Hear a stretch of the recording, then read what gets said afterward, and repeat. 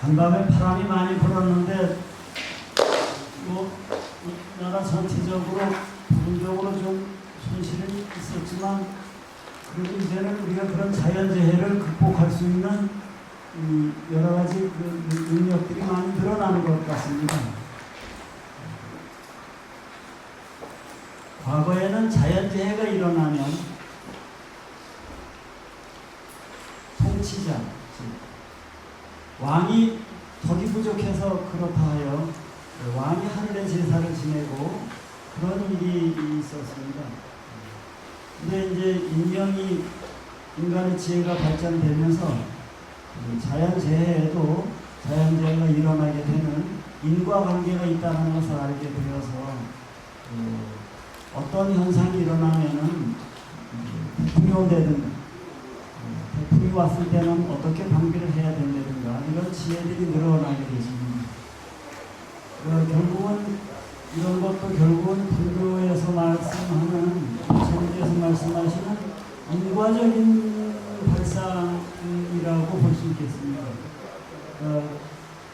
이번 자연재해를 통해서 여러분이 다시 한번 부처님께서 예전에 말씀을 하셨던 그 인과론, 인연론, 연기론에 대해서 다시 한번 생각하는 계기가 되었으면 좋겠습니다.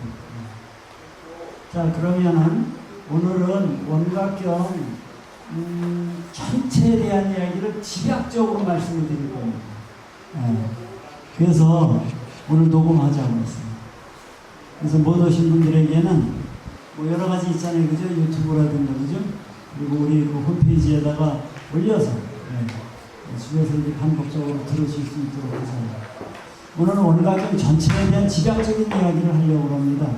자, 경전을 읽기 전에 저희들이 먼저 하는 강경의례가 있습니다. 강경의례는 처음에 어떻게 하죠? 경전을 이어하니까 그죠? 개경계 다 같이 원각경을 펴고 개경계를 함께 독송하도록 하겠습니다.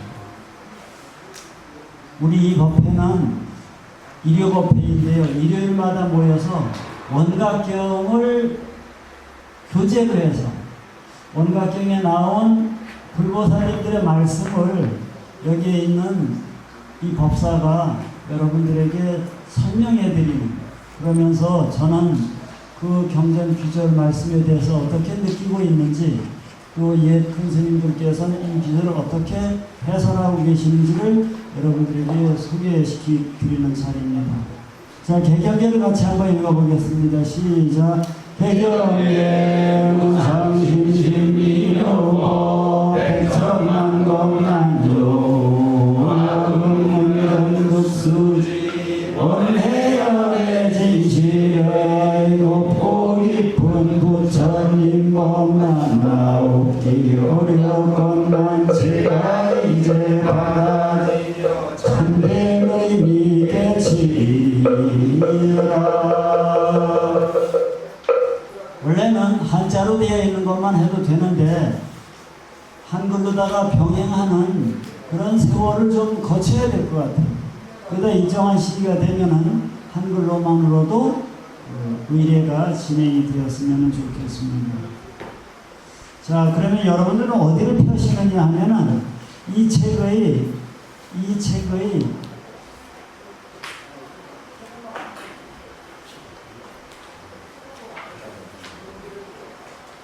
현담에 해당하는 234쪽을 펴시면 되겠습니다. 234쪽. 현담이라 하면은 옛날 큰 스님들께서 부처님 말씀인 경전을 해설을 할 경우에 그 경전 해설을 하기에 앞서서 요즘 말로 하면 인트로덕션을 거기다 쓰게 됩니다. 서문을 쓰게 됩니다. 서문을 쓰게 됩니다.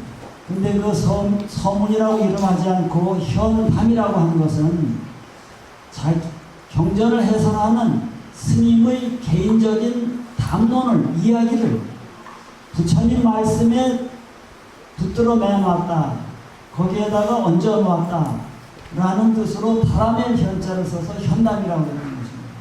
그래서 보통 현담은 책 경전 해설 앞에 나옵니다. 그런데 저는 이 원각경 현담을 번역하는 과정에서 현담을 뒤에다 넣은 이유는 그래도 우리가 경을 읽는 게 목적이다 보니까 부처님 경인 원각경을 앞에 싣고 뒤에 원각경을 해설하는 서문에 해당하는 현담을 뒤에 실었습니다. 서문은 모두 10챕터로 이루어져 있어요. 서문은 모두 10챕터로 이루어져 있어요. 화엄종 종사들께서는 경전을 해설할 때 대부분이 10챕터를 만들어서 거기에 여러 가지 주제를 분배해서 경전을 해설합니다. 자, 이제 경전을 읽는 논사 스님들, 경사 스님들이 경전을 어떻게 해석하고, 여기에서는 번역이 아닙니다. 번역은 외국어를 번역할 때 번역인데, 이 사람들은 이미 중국 사람들로서 중국어로 번역되어 있는 경전을 가지고 중국말로 강의를 하고 있는 거예요. 때문에 경전을 번역할 이유는 없어요. 경전의 귀절의 의미가 이것이 어떤 의미인가에 대해서 해설하는 거예요. 여러분들 혹시 성당이든가 또는 교회에 가보시게 되면 목사님께서 성경 본문을 읽으시고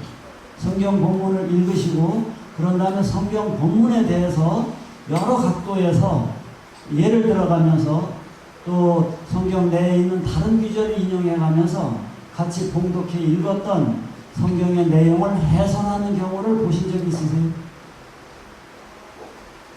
아마도 기독교 방송을 TV 방송을 통해서 여러분들이 보실 수 있습니다. 한번 반드시 보십시오. 반드시 보십시오. 의례가 어떻게 진행이 되는지를 반드시 보십시오. 선진된 종교입니다. 불교보다 의식 부분에서 근현대화되는 과정에서 선진된 종교입니다. 아무리 옥이 훌륭하고 보석이 훌륭하다고 하더라도 그것을 어떻게 세공하고 가공하고 세팅하는가에 따라서 그것의 가치가 효과적으로 드러날 수도 있고 드러나지 않을 수도 있습니다. 각 종교마다 주장하고 있는 교리가 자기 종교의 입장에서 보면 다 옥이요, 금이요, 보석일 것입니다. 불교도 그런 보석 중에 하나일 것입니다. 근데 과연 불교가 부처님의 말씀을 이렇게 세공하고 세팅하고 그래서 우리들이 일상생활에 활용할 수 있게끔 잘 그것을 현대에 또는 우리들의 일상생활에 맞게 잘 가공해 놨느냐 하면 그렇지 못합니다. 그런 면에서는 잘 가공해 놓은 다른 종교들의 가공품을 한 번씩은 볼 필요가 있습니다. 그래서 여러분들이 그걸 보고 격발 받으시고 그것을 가지고 야 우리도 이거 이러면 안 되겠다.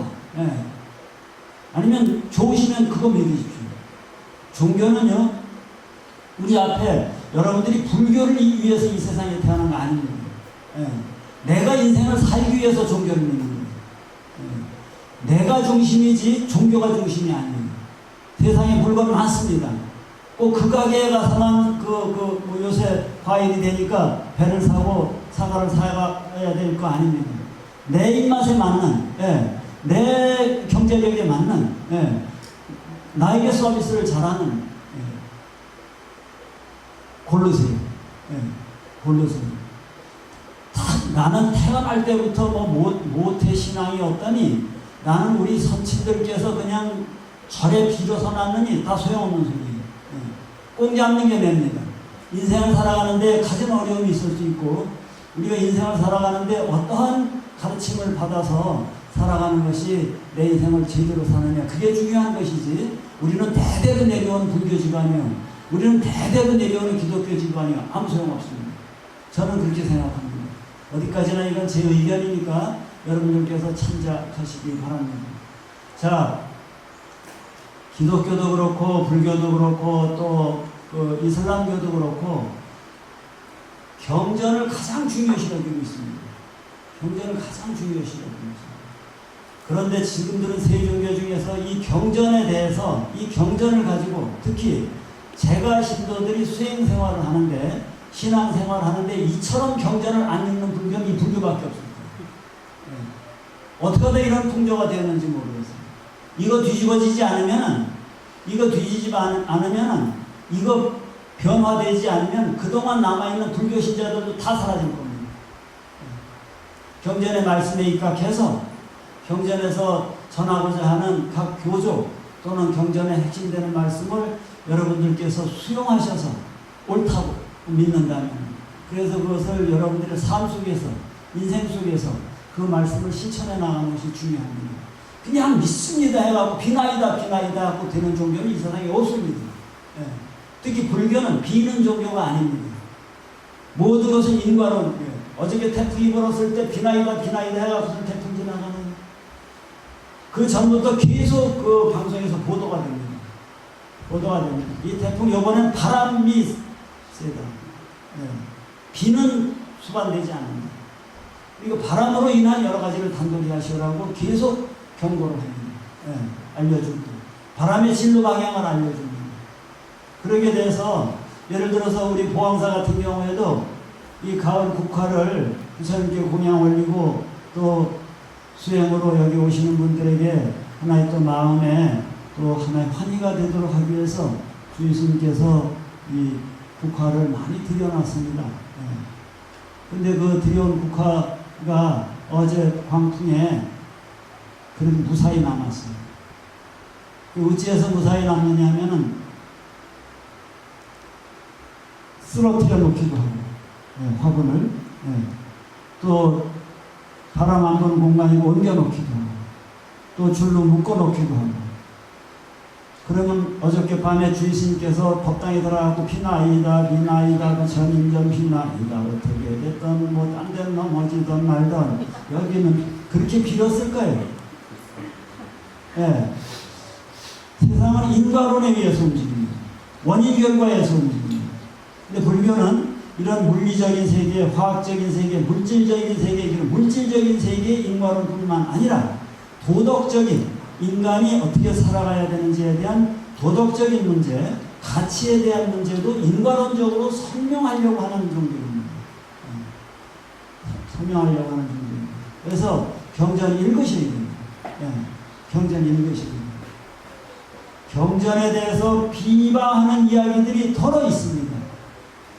잘 모르는 선사 스님들께서 경전은 피고름을 닦아내는 하나의 휴지조각, 가지에 불과한 것이고, 화장실에서 더러운 것을 닦아내는 휴지와 같은 것이고, 때문에 그것은 중요한 것이 아니다.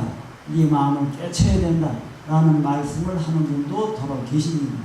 그런 말씀이 틀린 말씀은 아니에요. 그런데 그런 말씀을 하시려면 경전에 대한 분명한 이해를 가지고, 경전에 대한 분명한 이해를 가지고 당신 스스로 가져야 될 것이며, 더 나아가서는 당신 주변에 있는 신도들이, 또 큰 스님이라면은 우리나라에 있는 전국에 있는 많은 신도들이 부처님 경전 말씀을 충분히 잘 알 수 있도록 본인께서 노력하시고 그런 주변 여건을 만들어 놓은 다음에 그런 소리 해야지, 곧단 소리 했다가는 진짜 그런 소리 한 것이 원인이 되어서 불교 망치는 결과를 초래할 것입니다.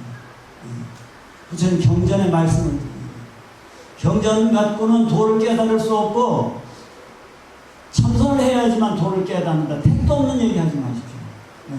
경전의 말씀대로 살지 못하는 것이 문제이지, 경전의 말씀대로 살아가는 것이 어려운 것이고, 경전의 말씀대로 살지 못하는 우리들의 번뇌와 우리들의 잘못된 습관이 문제인 것이지 경전이 문제 아닙니다. 누가 그런 소리 하면요, 어떤 문맥에서 그런 말씀을 하시는지를 잘 이해하려고 그러셔야지, 그 말만 딱 듣고선 옳다 됐다 경전 읽지 말고 그냥 이 마음을 깨쳐야 된다, 이렇게 하시면 안 될 겁니다. 저도 그런 말씀을 하시는 분은 맥락 속에서 이야기를 하시는 걸 겁니다. 그런 맥락도 없이, 맥락은 여러 가지 맥락이에요. 문화적 맥락도 따져야 돼요.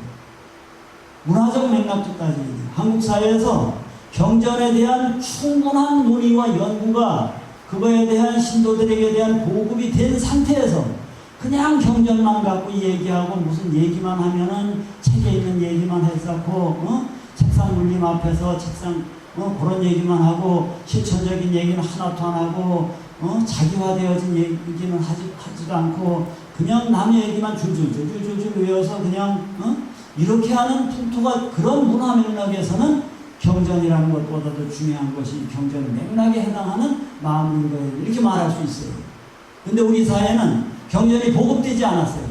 한국 불교의 경전 보급되지 않았어요. 예. 여러분들 여기 이렇게 벌써 우리가 두세 달을 이렇게 하고 있지만 절에 갈 때 여러분들 뭘 챙겨요? 절에 갈 때 제일 먼저 챙기는 건 뭐예요? 돈?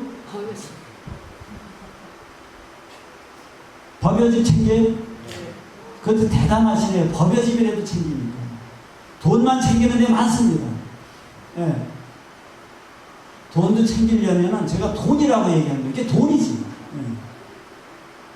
부처님께 공양을 올리고 싶으면은, 부처님께 공양을 올리고 싶으면은, 예를 들면 부처님께 공양을 올리는 전통적인 공양물이 향, 등, 다, 과, 미, 화.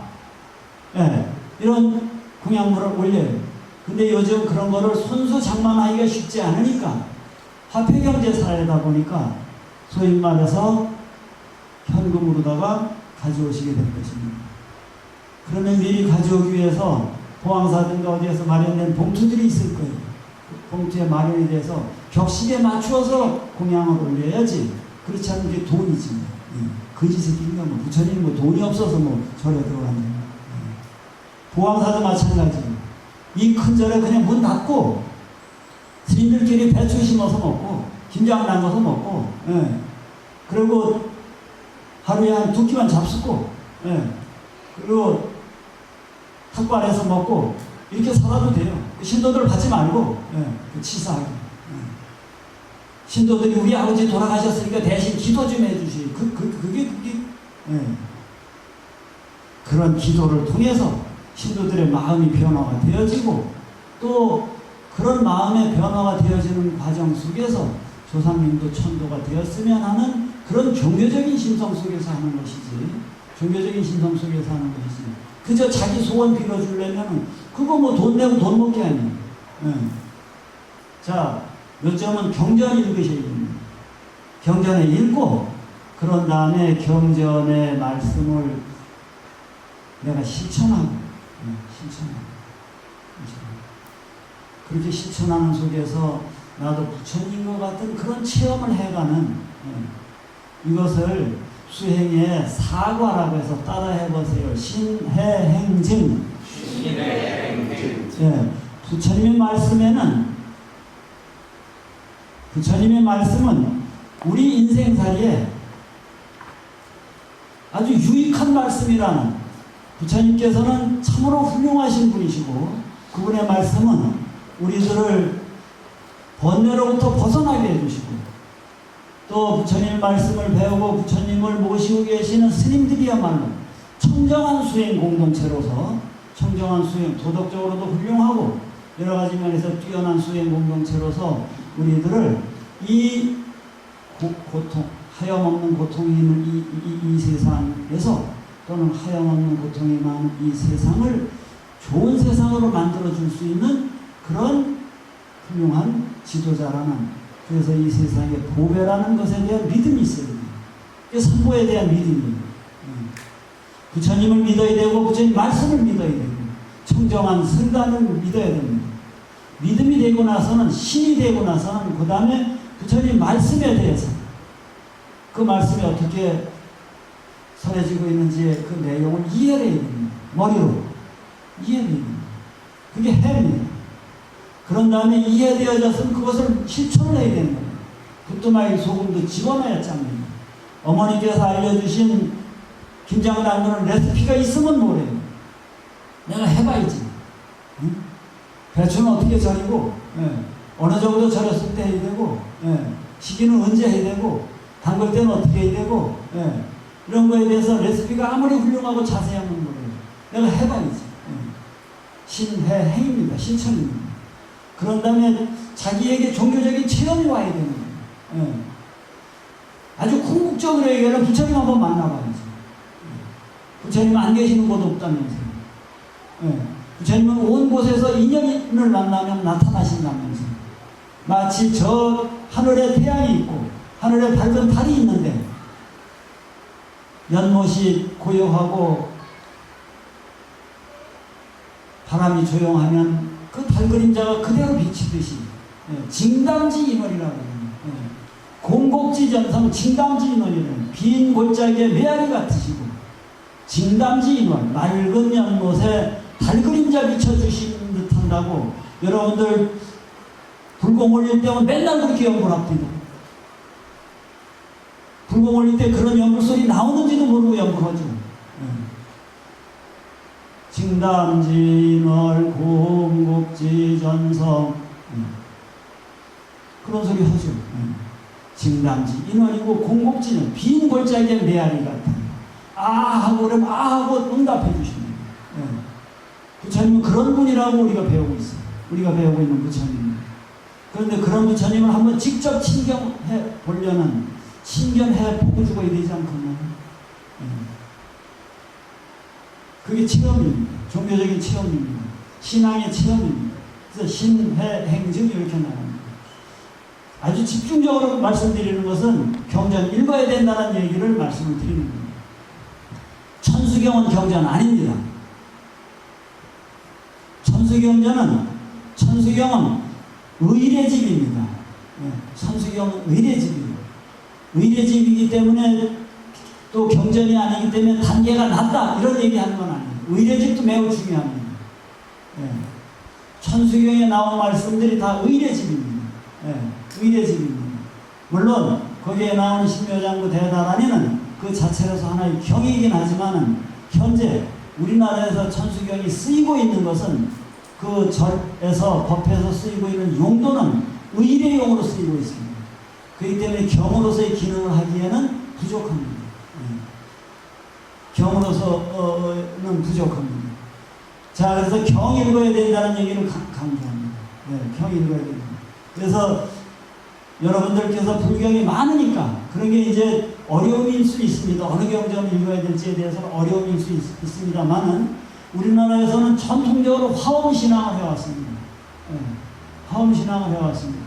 근데 화엄경은 80권이나 되는 방대한 경전입니다. 근데 옛부터 작은 화엄경이라고 해서 우리나라에는 고려 때부터 우리 지식인들이 많이 읽고 이 대중들이, 민중들이, 시민들이 많이 읽었던 경전 중에 하나가 원각경입니다. 금강경보다 훨씬 더 많이 읽었습니다. 원각경입니다.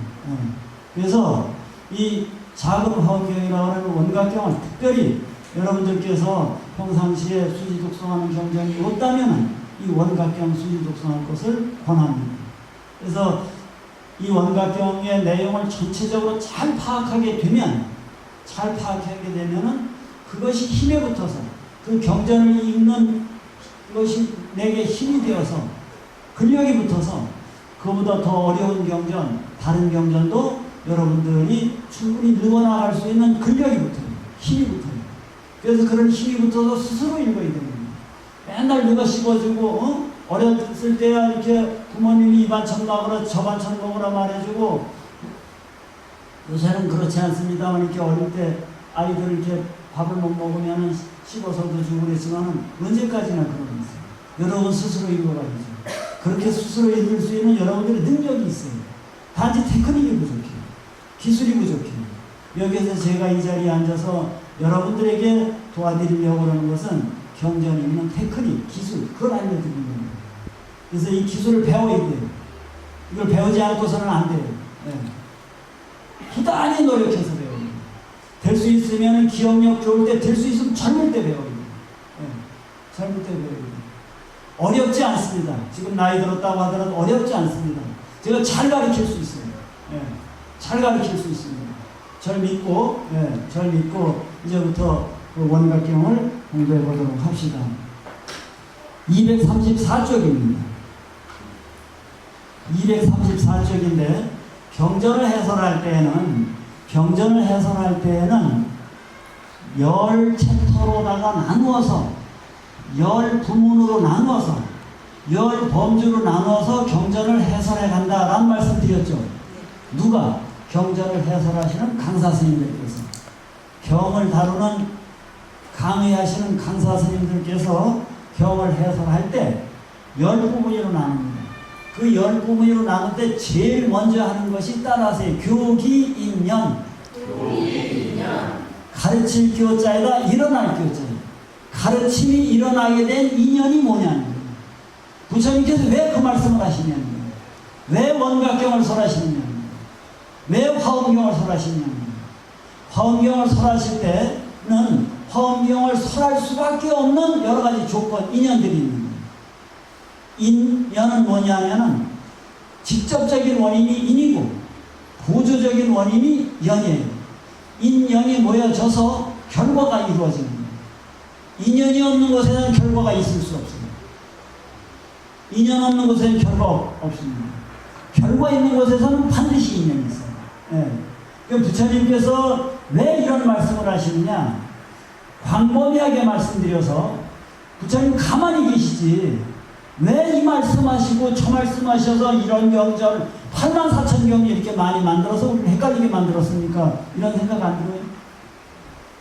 말씀하신 거 하나만 딱 떨어지게 말씀을 하시지 왜 이 경전 저 경전 말씀하셔서 공부해야 될 것만 많게 만들었어요.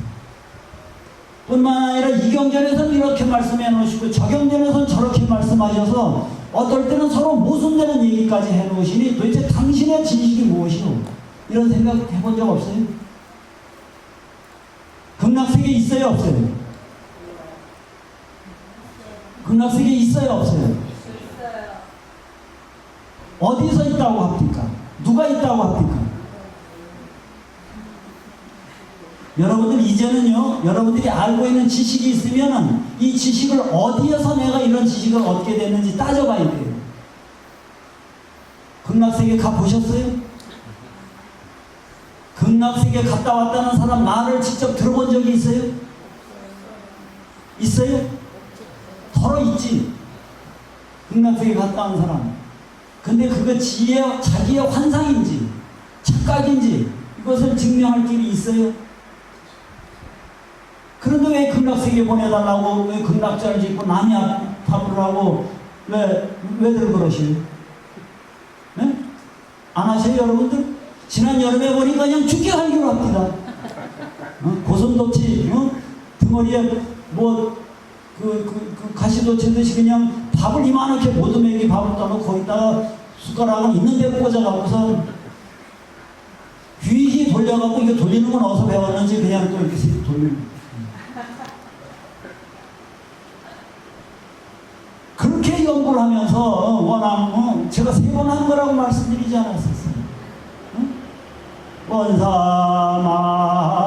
원사망명 헐고륜 그 탕의 망령 이 차 한잔 잡수시고 괴로움을 쉬십시오.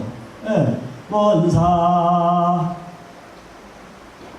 원사 재령 헐고륜 당의 망령뿐만 아니라 일가친척망령 원사곤 헐고륜 누구도 제사도 지내줄 사손 인연 있는 사람이 없는 외로운 영혼도 이 차 한잔 잡수시고 예. 좀 줄기차게 얘기하는데도 그냥 휘휘 저어서 2번씩 저를 왜 2번씩 해요? 집에서 저를 2번씩 합니까? 여자들은 4번씩 했었잖아요. 안 그래요 여러분들? 그럼 다 쌍것들이에요 여러분들? 반가이 집안에서 여자들은 2번 하고 4번 하고 남자들은 2번씩 했던 거예요. 그럼 그렇게 하던가. 예. 그럼 집에서 지내지 왜 여기 와서? 극락이 있어요 없어요? 있습니다. 네? 있습니다. 어떻게 알아? 경에 그렇게 나와 있어요. 그렇습니다. 극락이 있습니다. 경에 그렇게 나와요. 예. 아미타경에 그렇게 나와요. 예. 경에 나옵니다. 예. 경에 나옵니다. 그런데 어떤 경에는 또 없다고 그래. 이래니 이게 환장하는 것이고. 그게 부처님께서 딴 부처님인가 그러면 또 왜 여기서는 있다 하고 여기서는 없다 하시냐. 이런 문제에 대해서 이런 문제에 대해서 그것을 총체적으로 볼 수 있는 맥락을 갖지 않으면은 이 모순들이 하염없이 많아요. 이런 걸 총체적으로 보는 맥락이 필요해요. 총체적으로 보는 맥락이 필요합니다. 경에 있다고 다 믿을래요? 네, 믿어요. 경에 있다고 다 믿을래요? 네. 그럼 부처님은 부처님은 경 봤을까요? 저 선생님 왜 오늘 왜 이렇게 승질 났나 왜 저래? 부처님은 경 봤을까요? 본본도 있고 안 본본도 있죠. 부처님이 경을, 석가모니 부처님이 경을 봤을까요? 무슨 경이 있어요? 아니 부처님이 석가모니 부처님만 있는 게 아닌 것 같습니다. 그러니까요. 무슨 경을 봤어요? 본본도 있고 안 본본도 있다는 얘기인데. 자, 우선 석가모니 부처님은 경을 본 적이 없지. 한 톨도 안 봤어요. 그런데도 하염없는 또 경을 말씀을 하셔서 그 말씀하신 것을 제자들이 적어놨다면 그게 경이 됐어요. 제가 왜 이 말씀을 드리냐면 부처님은 성인의 말씀이라고라도 따져보라는 거예요. 부처님은 성인의 말씀이라도 따져봐서 옳으면 믿어야 되는 거고 옳지 않으면 따르지 말라는 거예요. 이게 서가 부처님의 말씀이에요. 그 당시에 다른 있었던 인도에 있었던 사람들이 다 믿고 받들었던 것이 배다라는 경전이 있었어요. 근데 부처님은 그거 다 읽기는 읽으셨지만, 읽으셨지만 그 속에 나오는 브라만이라는 신이 절대 유일 창조자 신이 있어서 세상을 창조하고 등등 이런 얘기, 여러 가지 베다, 그 리그 베다라든가 이런 그 야주르 베다, 샤마 베다, 이런 베다를 읽으셨지만, 네 베다를 다 읽으셨지만 그 베다라고 할지라도 성인의 말씀인 것은 분명한데 성인의 말씀이라고 할지라도 옳은지 그른지를 따져봐야 된다는 거예요. 옳은지 그른지 어떻게 따질까요? 바깥에 지금 비가 쏟아집니다. 지금 우리 선법전 바깥에 비가 쏟아져요. 이 말은 거짓말이요, 참말이요? 지금 비 안 오잖아요. 지금 비 안 오잖아요. 네, 거짓말. 여러분들이 직접 경험한 내용과 제가 전달한 내용이 맞으면은 참이고 틀리면 거짓말이에요. 직접적인 경험, 이게 부처님께서 참이냐 거짓냐를 따지는 기준입니다. 직접적인 경험, 직접적인 경험을 누적적으로 해서 그것도 참인 경험입니다. 거짓 경험 말고 참인 경험을 누적적으로 해서 참인 경험을 누적적으로 해서 거기에 입각해서 추론되어진 지식은 참일까요, 거짓일까요? 그건 참입니다. 그러니까 부처님 회상에서는, 불교에서는 두 가지밖에 인정 안 해요. 성인의 말씀이라도 따져봐야 된다는 거예요. 따져봐서 옳으냐 그러냐인데 첫째는 직접적인 자기의 경험이에요. 그것도 참인 경험. 그 다음에 참인 경험에서 논리적 모순 없이 나온 추론, 참인 추론만 믿습니다. 참인 추론만 믿습니다. 그냥 주야 그러면서 믿습니다 할 사람들은 거기 가세요. 훨씬 쉽습니다. 믿기가 어렵지, 만약에 믿음만 된다면 참으로 쉽습니다. 근데 여기는 그렇지는 않아요. 나도 믿음만 오면 나 그거 하고 싶어요. 근데 그거 믿는 것도 내 마음대로 믿는 게 되는 게 아니라 성령이 내려오셔야 된다. 참 그거 그냥 언제 내려올 줄 알고.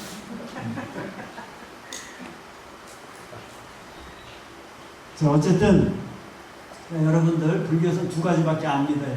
직접적인 경험입니다. 그러니까 직접적인 경험을 티리다 많이 축적해 놓은 알파고는 셀까 안 셀까? 판수를 많이 둔 이세돌보다도 셀 수 있죠, 그죠? 근데 이세돌은 생각을 하는 능력이 있어요, 그죠? 그런데 그런 그 알파고는 생각하는 능력이 있을까 없을까요? 새로운 지식을 만들어낼 수 있을까요? 기존에 있었던 지식을 무지만이, 그것도 아주 정확하게 기억하는 것은 고수들보다도 더 훌륭하죠. 알파고는 어쩌면 속상한 일이 있었던 것 때문에 마음 흔들릴까요? 안 흔들릴까요? 안 흔들립니다. 이세돌은 어저께 좀 컨디션이 좋은 거 안 좋은 거 흔들릴까요? 안 흔들릴까요? 흔들릴 수 있어요. 예.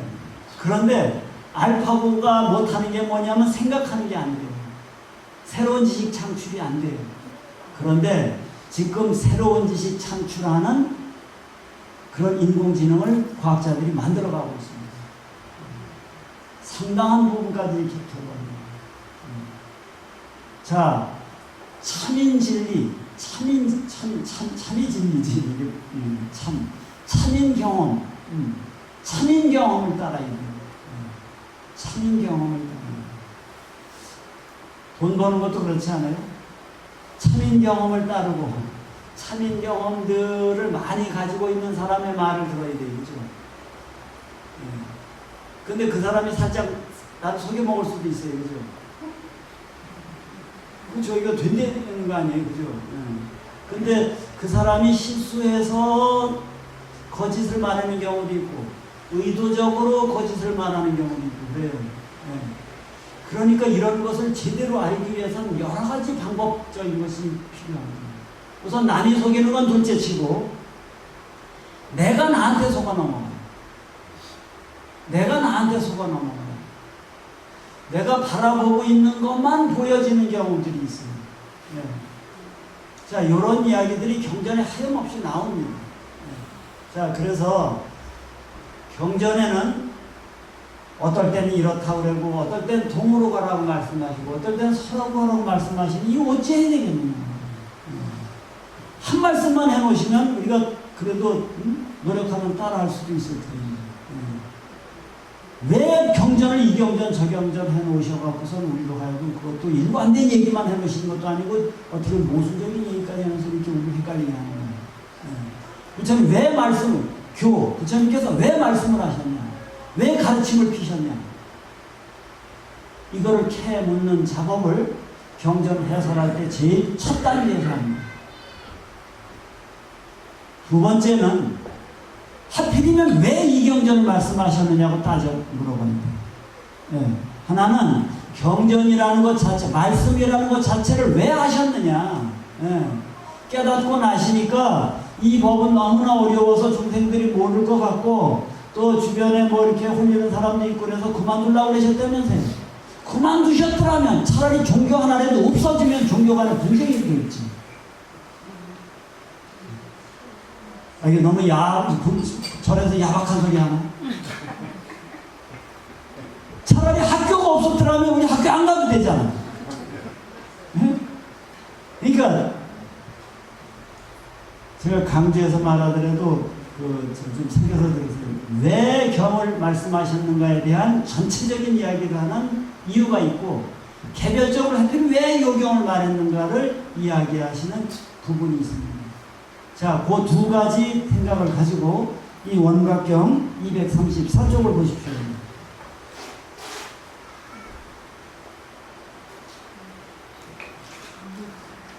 234쪽에 그 까만 박스 안에 들어있는 것이 제가 읽겠습니다. 1. 총체적인 이유. 시작. 1. 총체적인 이유. 2. 개별적인 이유. 이게 총체적인 이유는 아까 말씀드린 부처님 왜 말씀을 하셨냐 이거예요.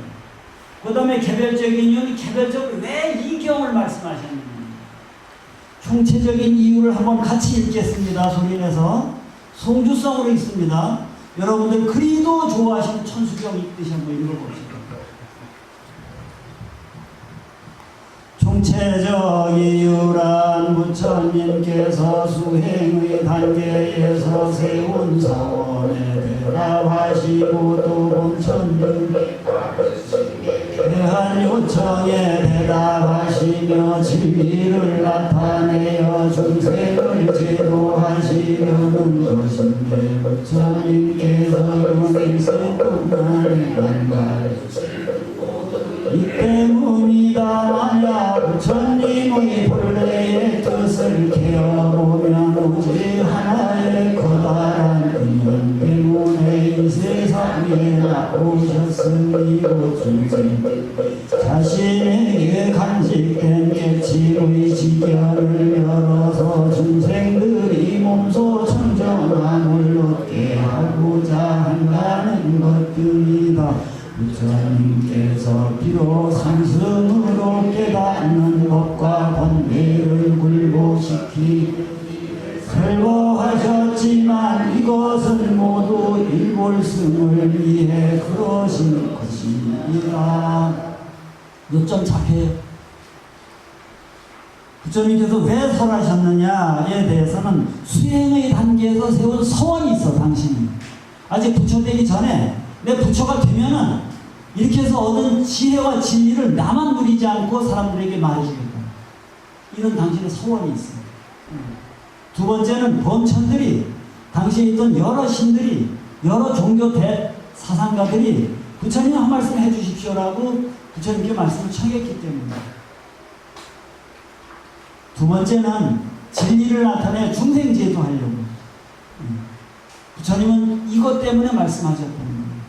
그런데 이거는 이제 누가 해달라고 그러면 누가 해달라고 하면 이런 거잖아요. 근데 부처님 자신의 입장에서 볼 것 같으면, 부처님 자신의 입장에서 볼 것 같으면 따라 해보세요. 중생들이 자신에게 간직된 깨침의 지견을 열어서 중생들이 몸소 청정함을 얻게 하고자 한다. 우리 속에 부처님과 똑같은 지혜와 덕상과 능력이 갖춰져 있대요. 이런 모랄리티가 있대요. 도덕감정이 있대요. 모랄 센스가 있대요. 옳고 그름을 판별할 수 있는 능력이 있대요. 유교식으로 얘기하면은 사단의 마음이 있다는 것이에요. 사단의 마음 하면 측은지심, 사양지심, 시비지심, 또 뭐예요? 수호지심. 못된 것을 보면 이런 못된 놈이 있어. 그래서 지켜주고 싶어. 시시비비를 가질 줄 알고, 겸양할 줄 알고, 양보할 줄 알고, 이런 인간이 가지고 있는 아주 보편적인 도덕 감정이 우리 속에 원래 있다는 거예요. 그런데 살면서 여러 가지 환경들이 안 되고 본인의 욕심 때문에 이것이 굴절되어지고 왜곡되어지고 찌그러들어 있다는 거예요. 그러니까 이제라도 자기 속에 있는 이 도덕 감정, 여기에 있는 말씀대로 하면은 깨침의 지견, 알아차리는 능력이, 이거 아닌데, 이거 거시기한데, 알 수 있는 능력이 있다는 거예요. 이것을 제 스스로 체험해서 그것대로 그걸 시키는 대로 네가 인생 살게 하려고 부처님께서 이 말 좀 하셨어요.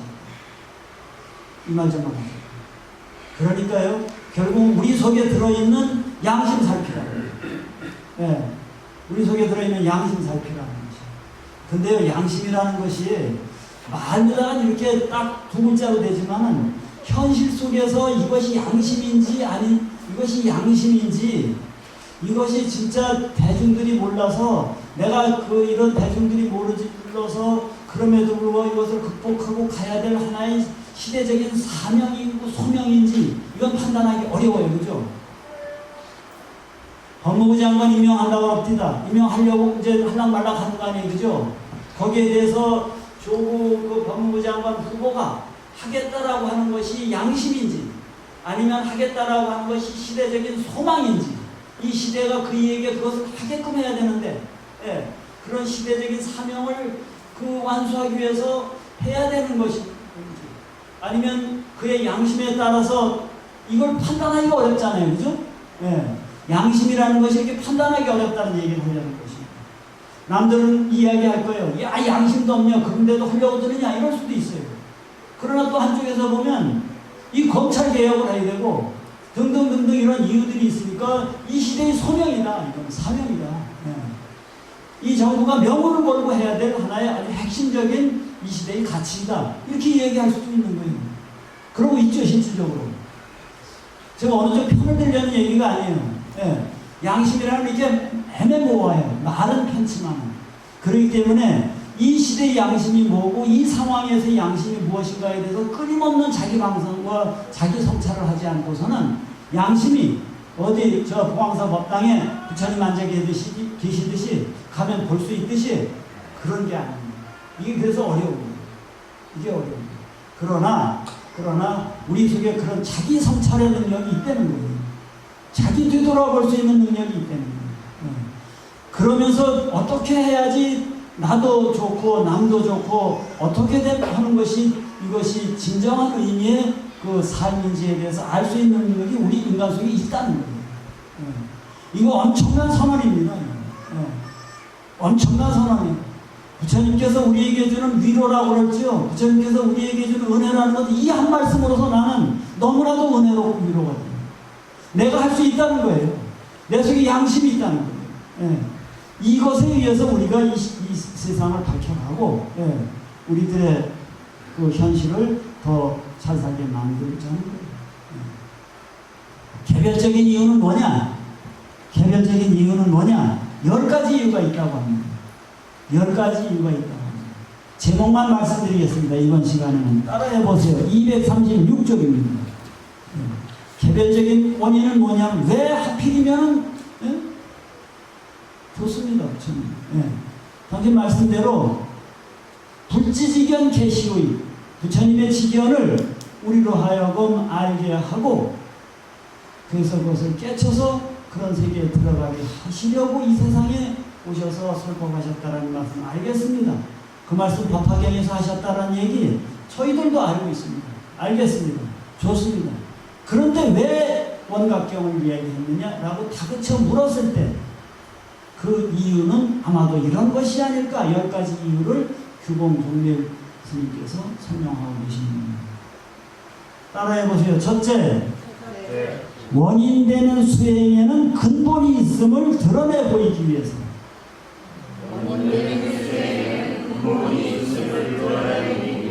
수행이 원인이 되어서 깨달음이라는 결과가 오는 거예요. 수행 없이는 깨달음 안 옵니다. 수행이 원인인데 이 수행 중에서도 근본되는 수행이 되는 거예요. 주변적인 수행이 있는가 하면은 핵심적인 수행이 되는 거예요. 핵심적인 수행이 뭔지를 말씀해 주시려고 부처님께서 이 원각경을 설한다는 거예요. 그 얘기는 뭘까요? 이 원각경에서 불교 수행의 핵심을 설하고 있습니다. 불교 수행을 어떻게 해야 되는지 핵심을 얘기해요. 아미타불 부르라는 얘기 요만큼도 안 나와요. 49제 지내는 얘기 요만큼도 안 나와요. 그럼 그거는 수행이 아니란 말인가요?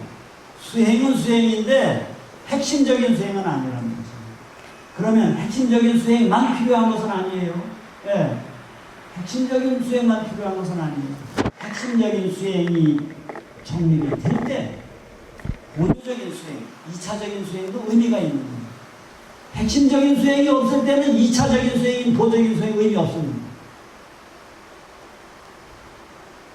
핵심적인 수행이 이 원각경에서 그것을 알려주시려고 원각경을 설했다는 것입니다. 두 번째 읽겠습니다. 따라서 수행의 결과인 도리와 열반이 실제한다는 상을 없애 원각을 성취시키기 위해 도리, 다 도리라는 것도 깨달음이에요. 열반이라는 것이 실제한다라는 잘못된 착각에 빠져 있다는 이거 엄청난 소리네요. 그죠? 도리와 열반이 실제론적으로 실제하는 건 아닙니다. 부처님께서 화성유품에서 원각경 화성유품에서 사람들이 다 지쳐 있어. 그러니까 저 멀리 이렇게 신기루를 만들어서 대상들인 것 같아요. 낙타 같은 데 싣고 가는 사막의 대상들. 신기루에다가 아주 멋진 성을 만들어 갖고선 어떤 그 지혜로운 그 장자가 자 저희가 우리 다 쉰다. 물 먹을 수 있다. 목욕할 수 있다. 충분히 휴식하고 잠잘 수 있다. 조금만 더 힘내서 가자고 그래갖고서 변화로다가 요수로다 성을 만들어 놓은 부분이 있어요. 우리로 하여금 열반의 종착역이 아니고 나는 이제 열반을 성취했다니까 나는 이제 깨달았다니까 여기서 끝! 이거 아니라는 거예요. 끝없는 자기 초월과 내가 알고 있는 성공, 내가 알고 있는 지혜에서 머무르지 말고 끝없는 자기 초월을 해가라는 거죠. 끝없는 수행을 해가라는 거죠. 수행의 끝이 있을까요? 없을까요? 끝이 없다는 것이. 나는 이제 깨달았네. 나는 한소식 했네. 나는 이제 배부를 만큼 먹었네. 나는 이제 몇 대가 살아도 써도 남을 돈을 벌었네 이렇게 끝 이런 거 없대요. 인생 그런 거 아니라는 거예요. 끝없는 자기 성찰을 해가면서 죽는 순간까지 죽음의 순간에도 자기 성찰을 하고 살아가는 거죠. 이거 엄청난 얘기입니다. 끝없다는 거예요. 끝없다는 거죠. 세 번째, 그거를 이 원각경에서 보여주시겠다는 거죠. 따라하세요. 이치를 깨달아 반드시 수행해야 된다는 것을 가려내기 위해서. 이치를 깨달아서 수행을 해야지 수행 안 하면 소용없다는 거예요. 불교는 수행의 종교입니다. 수행하지 않고 그저 은총만 바르려면은 성당으로 가시고 교회로 가십시오. 훨씬 더 영험합니다. 임팩트 팩트가 훨씬 큽니다. 특히 한국인들의 종교적인 심성에는 그런 믿음이 더 효과적일 수 있습니다. 그런데 그 길이 아니고 나는 수행을 통해서 내 문제를 해결하고 내 주변의 우리 사회를 해결하겠다라고 생각하는 사람들은 저를 해주십시오. 반드시 수행을 해야 된다는 거죠. 반드시 수행해야 된다는 거죠. 과연 저부터도 그렇고 그동안 살아오면서 내가 얼마나 수행을 했는가를 돌이켜보면 책 읽는 거는 읽을 수 있었을 거예요. 그럼 기술이지, 테크닉이지. 내가 과연 얼마나 수행을 했는가 돌이켜보면 부끄럽죠. 그래서 제가 여기에서 청법과 듣고 그러는 거 안 하려고 그러는 겁니다. 무슨 덕 높은 스승님 여기 오늘 덕 높은 뭔 덕을 놓고 똑같이 덕 못하면 덕 못하지. 네 번째가 있습니다. 239쪽입니다. 239쪽입니다. 따라하세요. 깊고 깊은 의심의 싹을 없애기 위해서.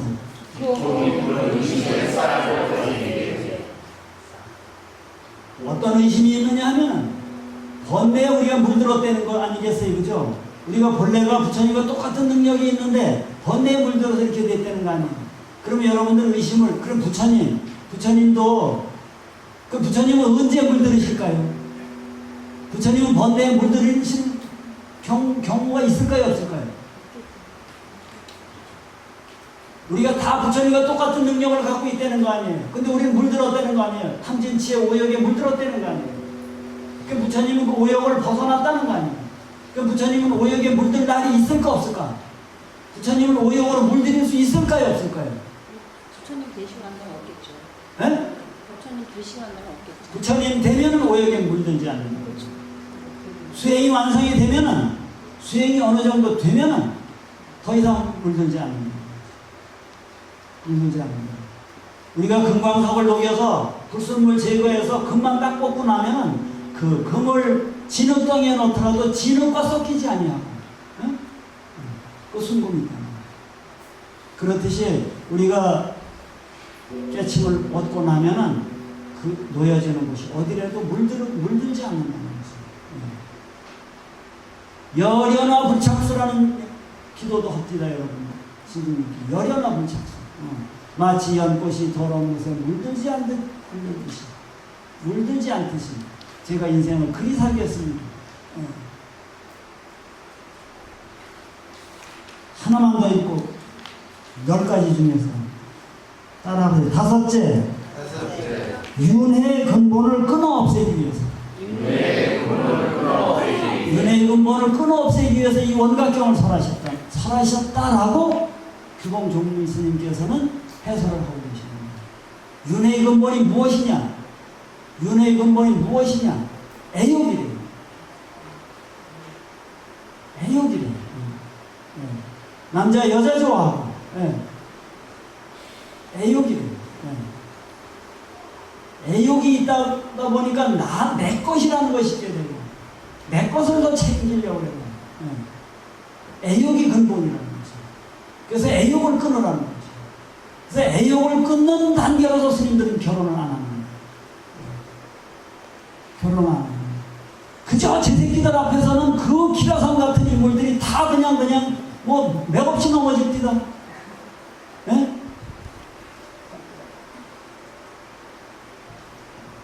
남자들만 가지고 순간이 뛰다. 애욕. 그래서 스님들은 애욕을, 남녀간의 애욕을 완전히 끊으라는 거고. 남녀간의 애욕을 완전히 끊으라는 거예요. 제가 볼 자들은 정해진 애욕만 행사하라는 거죠.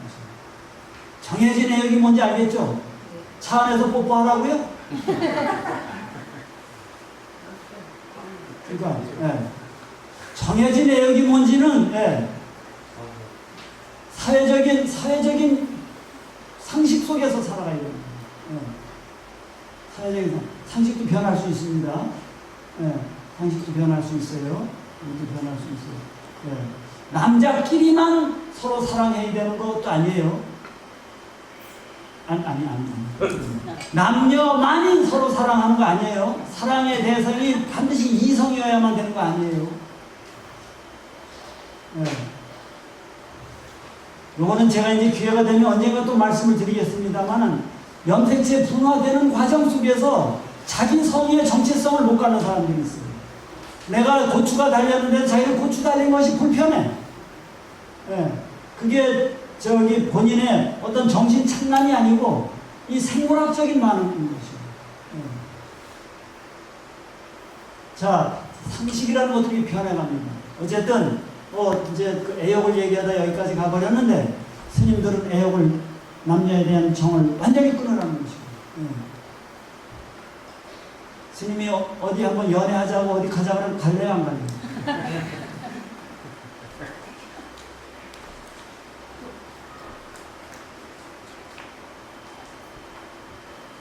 제가 볼 자들은 정해진 짝꿍하고 사회가 용납하는 방식으로 사랑하고 살아가는 거죠. 사랑하라는 것이 결혼해놓고 훌쩍 다 내팽겨치고 산으로 가면 쓸까 못 쓸까?